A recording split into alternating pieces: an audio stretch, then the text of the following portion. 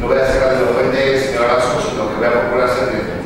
El Ayuntamiento de Las Rozas va a solicitar subvenciones bajo el programa de subvenciones de la Comunidad de Madrid para realizar este tipo de trabajos de carácter social.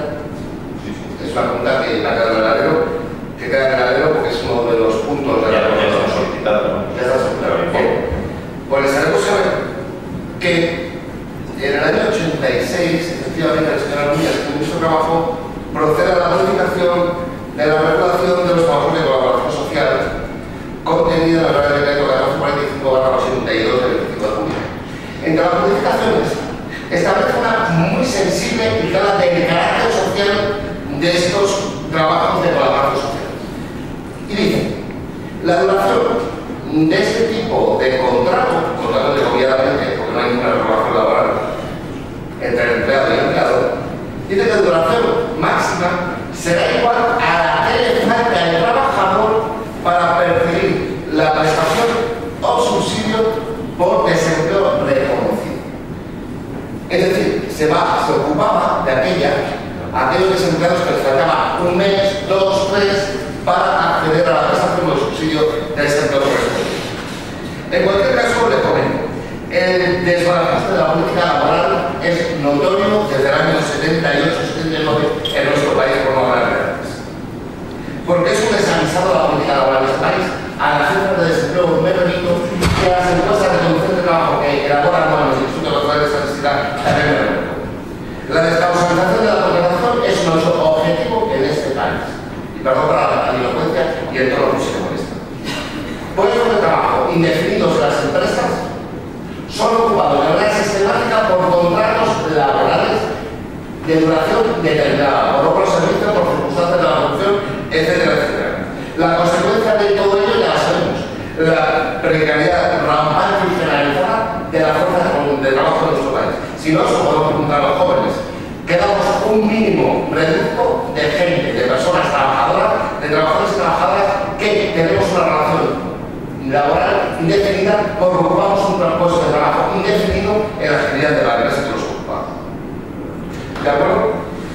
Luego, por otra cosa, una máxima, un axioma básico del derecho al trabajo, que ha sido el derecho al trabajo y que ha sido una de las demandas históricas del movimiento del trabajo, del movimiento obrero, de cualquier país del mundo, es que ha habido trabajo mismo salario.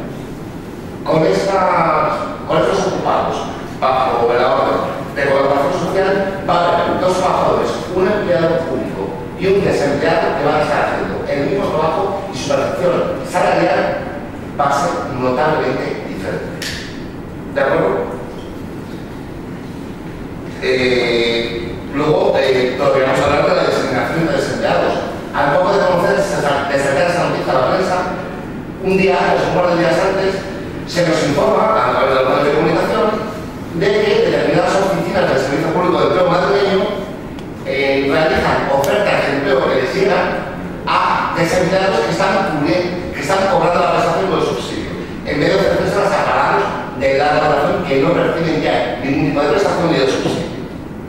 Discriminación entre desempleados, entre los que perciben prestaciones o subsidios, frente a los que perciben absolutamente nada, que son los más necesitados de obtener una fuente de ingresos para mantenerse ellos mismos y a sus familias.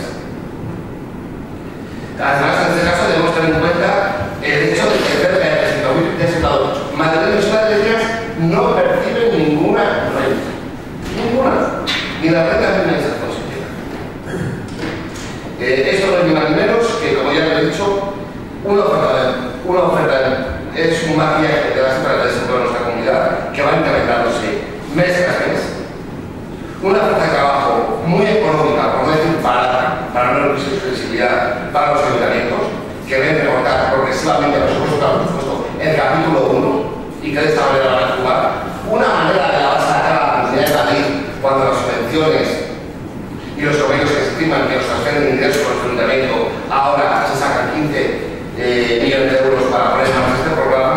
Y por último, decirle que esta es la precariedad vital de los desempleados y desempleadas de este país, que hasta a algunos les será bien trabajar prácticamente por nada en una empresa. No nos gustaría que fuera nuestro ayuntamiento o el ayuntamiento de Las Rozas el que se presta a este tipo de maniobras torticeras con el drama meteórico de la gente, y por eso presentábamos esta moción.